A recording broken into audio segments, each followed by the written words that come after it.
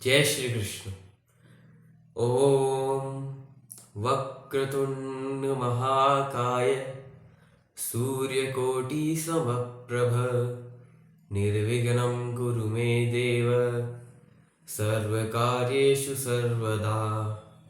मंगलं भगवान् विष्णु मंगलं गरुडध्वज मंगलं पुंडरीकाक्ष मंगलाय तनोहरि। तब हरिद्वार पहुंच कर के विदुर जी देखते हैं कि मैत्रेय जी गंगा तट पर बैठे हैं। तब विदुर जी उनके समीप जाते हैं, मैत्रेय जी के समीप जाते हैं और उन्हें प्रणाम करते हैं और पूछते हैं, मनुष्य सुख के लिए कर्म करता है पर उसका फल दुख होता है। ऐसी स्थिति में वह क्या करे? भगवान स्वेच्छा से अवतार ले सृष्टि का पालन और संहार करते हैं, नाना लोकों की रचना करते हैं। इन सब का प्रयोजन क्या है? व्यास जी से धर्म और व्रत सुनने से मेरी तृप्ति हो गई, किंतु उनमें जो भगवत चरित्र आए उनसे मेरी तृप्ति नहीं हुई, क्योंकि भगवान की कथा से कौन विवेकी पुरुष तृप्त हो सकता है?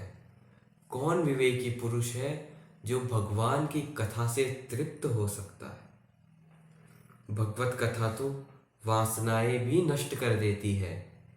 वे प्राणी बड़े शोचनीय हैं जो भगवत कथा से, इन कथाओं से विमुख है।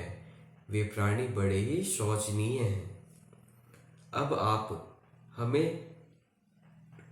हमें भगवान की सारभूत कथाएं सुनाइए। इस प्रकार विदुर जी मैत्रेय जी से कहते हैं। तब ऐसा सुनकर के मैत्रेय जी बड़े प्रसन्न होकर के कहते हैं, आपने जो प्रश्न किया है वह बड़ा ही सुंदर है और सभी का कल्याण करने वाला है। आपका ये प्रश्न बड़ा ही सुंदर और समस्त प्राणियों का कल्याण करने वाला है। मैं आपका पूर्व जानता हूं। तब मैत्रेय जी कहते हैं, आप पहले यमलोक का पालन करते थे। मांडव्य ऋषि के शाप से आपको पृथ्वी पर जन्म लेना पड़ा। अब देखिए, ऐसा क्या हुआ जो धर्मराज को भी पृथ्वी पर जन्म लेना पड़ा? ऐसी क्या घटना हुई, ऐसी क्या बात हुई जो धर्मराज को भी पृथ्वी पर जन्म लेना पड़ा? बाल्यावस्था में मांडव्य ऋषि ने कीड़े मकोड़ों को तिनके चुबाकर कष्ट दिया था। यह उन्होंने बालकपन में किया था। जब वे छोटे बालक थे उन्होंने यह तब किया था। उन्हें तब इस चीज का ज्ञान न था और इसी के दंड स्वरूप उन्हें सूली पर चढ़ाया गया, परंतु वे जीवित ही रहे और यमराज से यह प्रश्न किया कि यह अन्याय क्यों हुआ, ऐसा क्यों किया?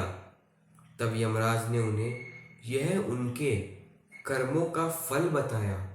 उन्होंने कहा, यह तो आपके कर्मों का फल है।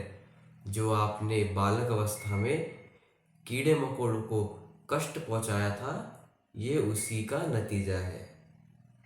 जिससे क्रोधित होकर के, इस बात को सुनकर के मांडव्य ऋषि क्रोधित हो गए और उन्होंने श्राप दिया कि आपको मनुष्य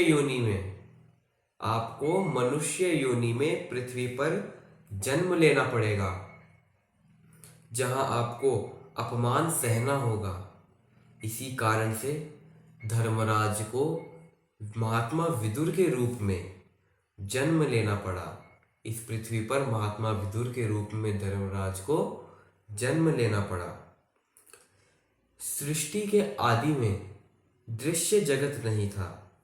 तीन प्रकार के अहंकार उत्पन्न हुए। तामस अहंकार, जिससे पंच तन्मात्र और पंच महाभूत हुए।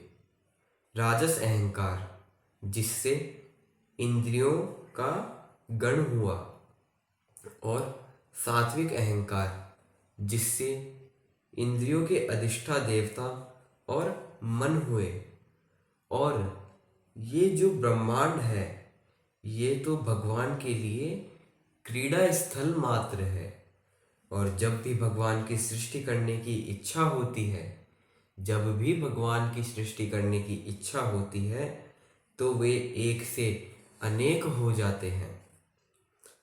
सादर कोटि अमित चतुराई, विधि सत कोटि सृष्टि निपुणाई।